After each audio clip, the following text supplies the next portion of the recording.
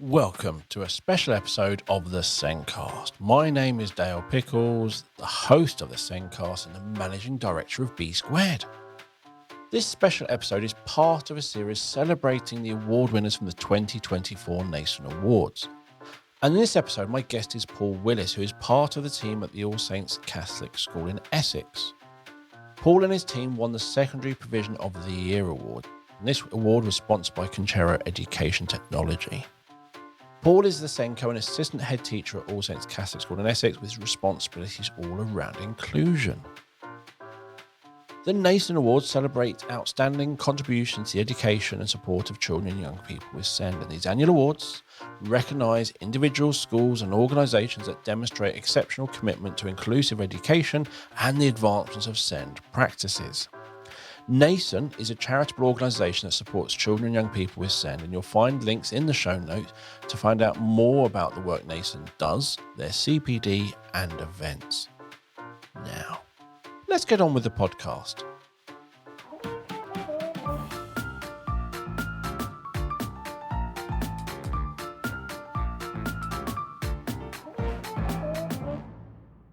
In this special episode, Paul Willis is here to discuss what makes All Saints Catholic School so amazing and why they won the Secondary Provision of the Year Award at the recent Nasen Awards. All Saints Catholic School in Essex were shortlisted for their work with students to remove barriers and prepare them for mainstream learning. The school's flagship focus is No Child Left Behind, ensuring exceptional access to learning for all pupils. Over the past 3 years, a staff action research project has been conducted, raising awareness of students with mitigating circumstances and barriers to learning. Since its inception, 50 staff members have participated. Staff members have also been working on a range of strategies to praise and celebrate achievements outside of school through weekly assemblies. A new initiative has been introduced for sixth form students, allowing them to experience an array of opportunities. Welcome to the show, Paul. Thank you for having me. You are welcome. There's a lot going on there. So first of all, congratulations on winning the Secondary Provision of the Year Award. You are here on the podcast representing a team of professionals dedicated to supporting students with SEND. Has there been a buzz since winning the award? Thank you very much. Yes, there has. Yeah, it's definitely a prestigious award to achieve, and all of the staff, support staff, teaching staff, canteen staff, everyone has been very excited by it. I saw that your photo with the award is on your school's Facebook page with lots of lovely comments. It is, yeah. So lots of parents and pupils actually have come up and said, well done, congratulations on the award. The pupils in the school don't always realise that we obviously, well, if we get awards and things like that. So it's nice to see them and for them to come up and equally say, well done. Nice. And your phrase you use is no child left behind. And that's one of those phrases that people will say that SEN is everyone's business or every child matters. But often that's all it is. It is a saying, not a belief that turns into action. So how did you turn it from that just saying it to turning it into action? Yeah, so our school improvement plan is actually based around that target of no child left behind. So it's actually embedded in the school curriculum as it is. But every single thing that happens in the school has to be based on no child left behind. So the fact that we don't want any child to have a deficit in any area, and that can be in their academics, that can be in their social life, that can be in anything at all, the future that they want to go on. So we have a flight path for every pupil. So we have things like peer mentoring that pupils get involved in, and they have training as well in regards to that. We have prefect groups. We have all sorts of interventions ranging from social skills to fine motor skills, where if the child has a deficit in any area, then we help them to get to where they want to be, or to help them in whatever area their deficit may be. And that could be from speaking to parents. That could be that pupils themselves say, I'm struggling in a particular area, and then we guide them on the right path or to help them. I'm just still stuck at the first thing you said, that no child left behind is in our school improvement plan as the main focus. It's like, so many schools, I hear them talking about, and you go, is SEN in your school improvement plan? They're like, no. And it is, the school improvement plan focuses on maybe 80% of pupils, and it's about pushing them on, with 20% being left behind. But the fact it is starts at your school improvement plan, that means it's going to be everything in your school.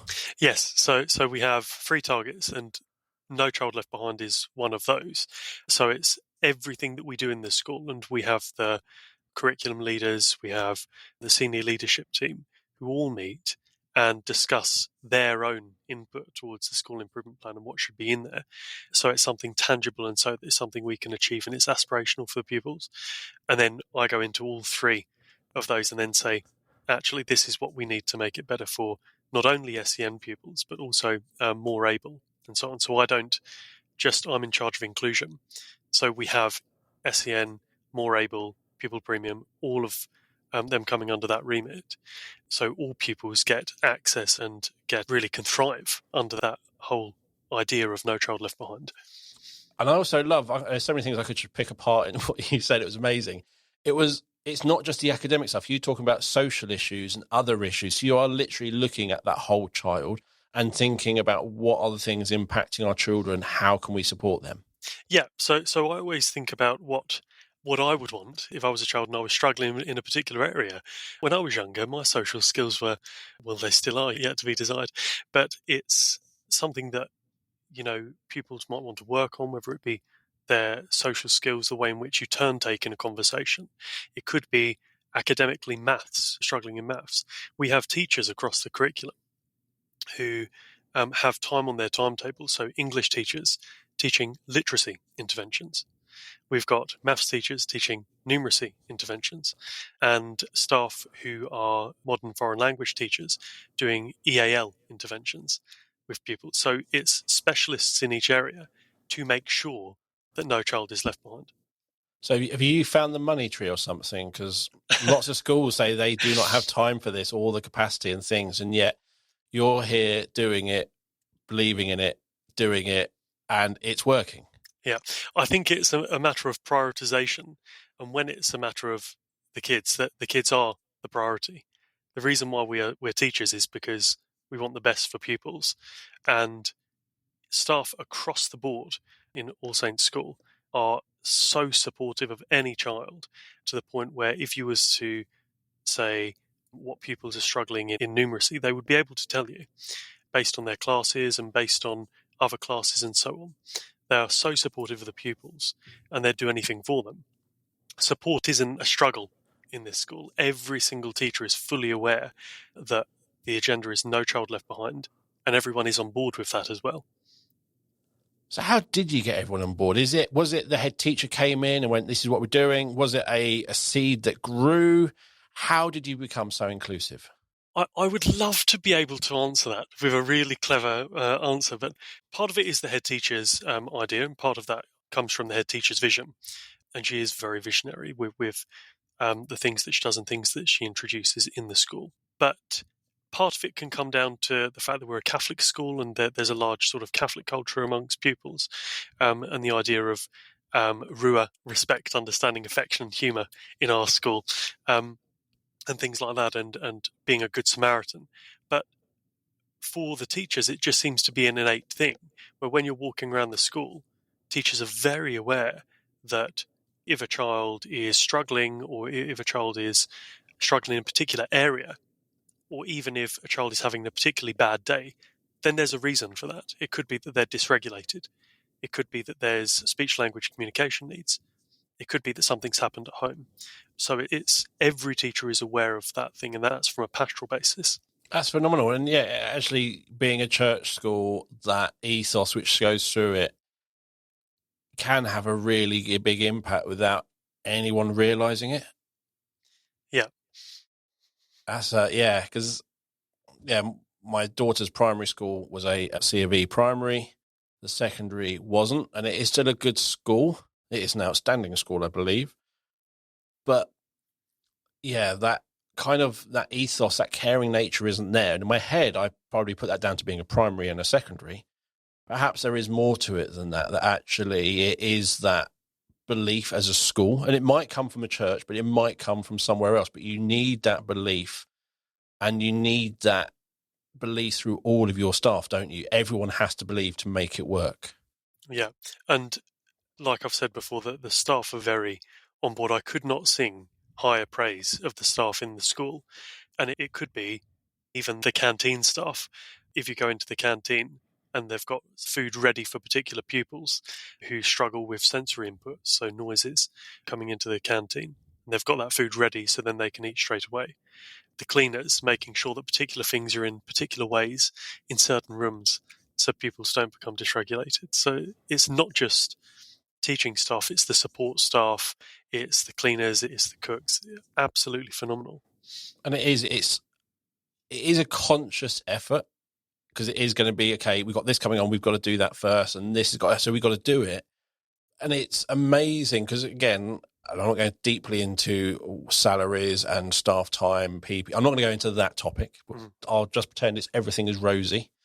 But it's one of those things to still being able to have that conscious attitude to everyone and not let your emotions jump when you see a child misbehaving, to not let your emotions get into calmly approach that situation, generally means your staff are really happy to be able to do all of this. Yeah, but I think it works as well that the parents as well are phenomenal, and there's a rapport built with parents. So if there's an issue, it's usually we know what the issue is before the child comes in the morning, because we've spoken to the parents or the parents have contacted us, and that two-way dialogue, that if something happens at home, we're aware of it, not only helps that child throughout the day because then we can pre-act and make sure the correct provisions are in place for that day, but then it means that they're a bit calmer going home as well. So it's a two-way thing for both school and parent. So one of the challenges I've come across in lots of schools is that parents communicating with the school, but that information not going anywhere. So how do you make sure that if that child has 8 teachers or 6 teachers, or how many teachers that day, how do all those teachers get that information? So quite tech savvy, but with a click of a button, I can email all of those teachers on a day. So it's set up so I can see who those teachers are. I could either email them manually, or if there's a general message that needs to go out to teachers, I can email them. We also have briefings on Mondays and Fridays. So if there's anything wider that needs to go out to staff, then that can be relayed, or I can just go and speak to the staff on the day. So really, it's dependent on the situation for the pupil. If it's something where the pupil has something going on at home, I might go and speak to the teacher and say, just to be aware that this has happened. But if it's something that is new, or maybe the parents may be aware and she wants all of the teachers to be aware, then an email is quite sufficient and all of the teachers act on that. And we have, again, a rota where senior members of staff go around to check every lesson anyway. So they walk around the school to make sure that pupils are receiving the right provision. And it's lots of little bits, but it all really builds up, because that's the sort of thing. Sending an email is one thing, but those 6 teachers reading that email is another thing. But that's obviously happening. You've got the senior leaders going around checking everything is good. So it is a really supportive culture. Yeah. So as well as kind of everyone looking after the children, the senior leaders are all looking after their staff. So the staff know that I can support them because I am also being supported. Yeah. And I wouldn't say regularly, but teachers will quite happily come to me and tell me if there's a difficulty with particular children. And we have a referral system as well in the school. So if there's any issues, then I can receive a referral and then I act on that and let the teacher know what the outcome of the referral is. So they know that it's not just a process where they're letting me know something, but then they're going to get feedback from me about that anyway. Nice. So for a school who wants to reflect what you're doing and take that No Child Left Behind mantra on and really do it, as you said, it's start with a head teacher, and it's got to start with that school improvement plan. So it's the heart of everything you're doing. Would that be right? I would, yeah. But I'd also say, don't be afraid of seeking external help. A lot of the things that we do, we look at having people in to tell us what we can do differently. By no means do I think we're a perfect provision. It's a constant work in progress. And it's about asking people to come in and say, well, what do you do differently? And going to different schools and look at what they do and take those really good ideas and then utilize those as your own. But I think it's also because when you might bring in a new approach around behaviour or something, you've got to bring everyone with you. So there's no point in just saying this. If people aren't going to believe you that it's going to work, oh, this school are doing this, so that's what we're going to do. And you see it on social media. Oh, this school did this, we did it, it failed, and no one likes it. That's a challenge, isn't it? Bringing something new in, changing people's mindsets, but making them believe it's going to work. Yeah. Well, like you said, it has to start with the head teacher, and it has to start with the senior leaders who have to buy into it. It has to be something where it comes from the top down, that everyone is on board with it and everyone is engaged with it as well. And it's not just there for namesake. It's actually implemented day in, day out. And I suppose you can't just lift something out of one school and drop it into your school. You might be able to get most of it, but there'll bits you'll make it your own. Exactly. And that's where the buying comes in, because they go, but what about this? Or this doesn't work for us. And it's making it fit and work for you. But I think anything around inclusion has to come from the top, and that filters down. Exactly. And I think one of the best things that we did was to put inclusion under one banner. So more able pupils, pupils with medical needs, pupils with SEND, all come under one banner, which is inclusion. And then they're all supporting this then umbrella across the thing, across the board, where we can then consider what we can put in place for pupils that will work en masse. I suppose when you're doing that, you're not thinking of, oh, we've got this group, oh, and we've got this group, and then we've got this group. You're thinking we've got one group, which is really big, which covers, I know, maybe 30, 40% of your school, depending on various situations. That's a big group to represent and support, and you can't ignore that number of pupils. Yes. Yeah. So, yeah, suddenly they have a voice, and it's when you support those pupils, because it is such a high percentage, it's going to have a big impact on the whole school. Exactly. So it's about supporting all of the pupils. One of the wisest things that someone said to me is, why don't we just treat everyone as we would a learner with ASD? And I thought to myself, well, actually, yeah, because then everything would be structured and everything would then be in place and we could consider what we need, and everything could be quite well structured in lessons, outside of lessons, and then we could have everything as pupil focused. Nice. And I like the way you've got that celebrating the external achievements, because you have always, I think in every school, you have those who always go up and get these certificates. There are those children who are always the top of the class, this or whatever. And then there's all these other children who shine in a different way. Yeah, and we make sure that all of those pupils are celebrated. So whether it be with Jack Petchy Awards, whether it be with that pupils have brought things in different ways.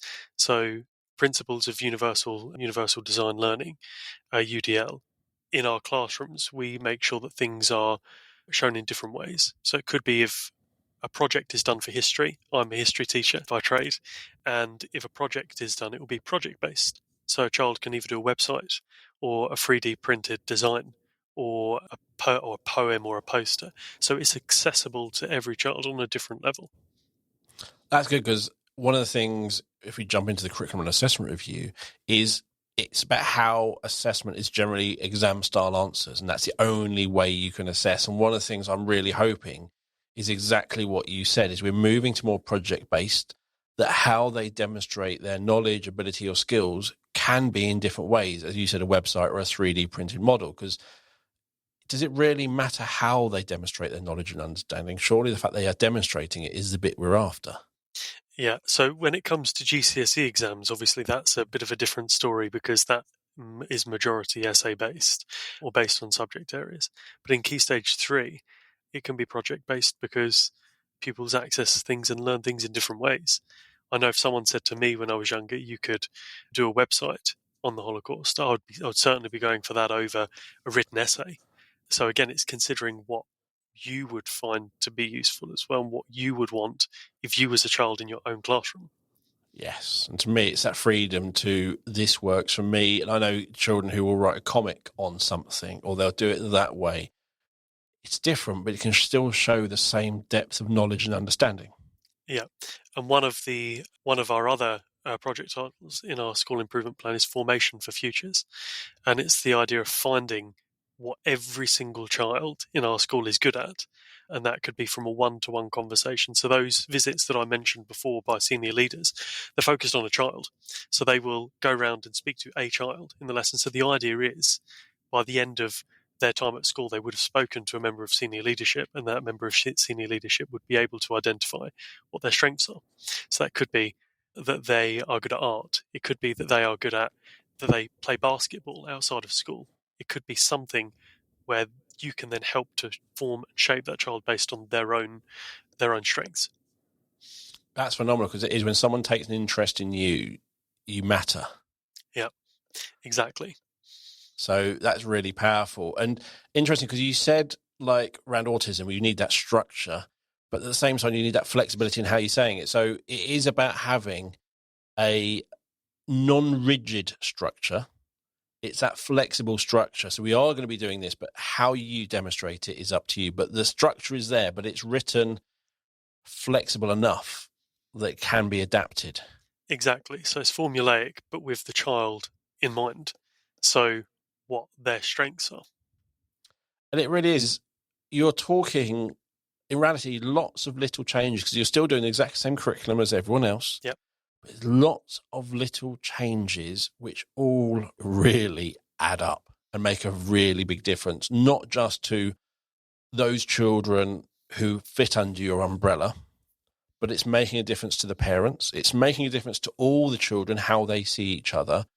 And it's also making a really big difference to all of your staff, and not just your teaching staff, as you said, every single member of staff. Yeah. It's the nuances in teaching.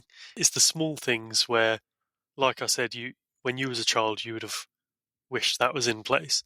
That's what really we try to put in to make us an inclusive school. I'm going to assume that you probably do not have many suspensions, or as I would call them, internal exclusions, as they are now. No. Because you have the relationships. Yeah. And I'm not saying every single one of your children gets everything right every time, but it's how they, as you say, once they become dysregulated, it's how you meet them where they are. Mm-hmm. And how you deal with that afterwards is probably very different to some other schools.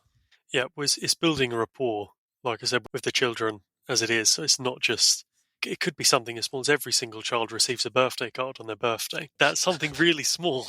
It's not. Yeah, it's a really big task. But it's something very small, where on the grand scheme you might think, oh, it's a birthday card.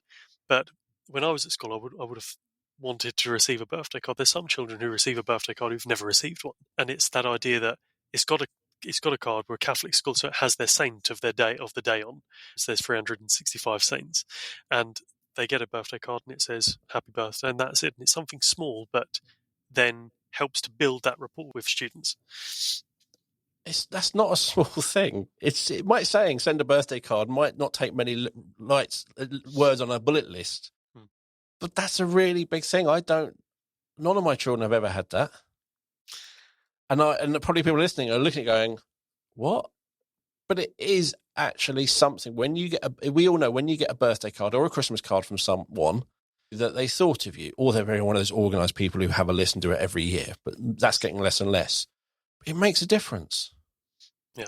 Well, I hope we've made a difference in some of the kids' lives. I bet you have. I absolutely bet you have. And it's one of the things. We as a company, we run the company and we treat our customers as if how we would want to be treated. Sometimes you have companies who give discounts to new customers, but not old customers and things like that. And it's just like, why?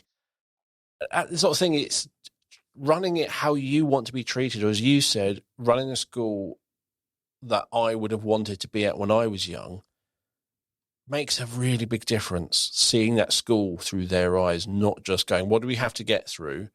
What does it mean to our children? Yeah. And we have sit-down sessions with the students as well, where we take random focus groups. We call it an inclusion forum. We have random focus groups of pupils to just ask them what the view is of the school and what we can change to make it better for them. Usually it's things around food. But, always. But in terms of larger things, if there's anything that we think actually we can put that in place and that's a good idea, then we'll do it. Nice. I'm going to wrap it up there. But you've given me your contact details, and something tells me you might get a number of emails after this podcast goes out from people going, what is it you do? What makes a difference? And things like that. But thank you for sharing everything that you're doing as a school. It sounds like an absolutely amazing school. Thank you very much. It's been a pleasure. Excellent. And as always, you'll find the show notes wherever you listen to our podcast. So you'll find them in Spotify, wherever else, or on the Zencast website. And Paul's also going to be some links to the school website, their Twitter page, etc. So thank you for listening. If you want to get in touch, let us know your thoughts, suggest topics, or anything else, please send a message on social media or send an email to hello@thezencast.com. Right, so the Nasen Awards, which Paul has won with his school, are organised by Nasen, and they celebrate outstanding contributions to the education support of children and young people with SEND.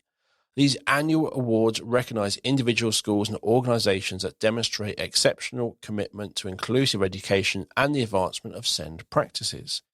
And if you don't know who Nasen are, Nasen is a charitable organisation that supports children and young people with SEND. And Nasen's goals include influencing government policy, providing information, training, resources, support practitioners, and contribute to the debate and affecting change to improve outcomes for children and young people. And you'll find links to everything that Nasen does, including their CPD events, in the show notes too. So thank you for listening. We'll be back next week with another episode of the Zencast. It is goodbye from me. And goodbye from me.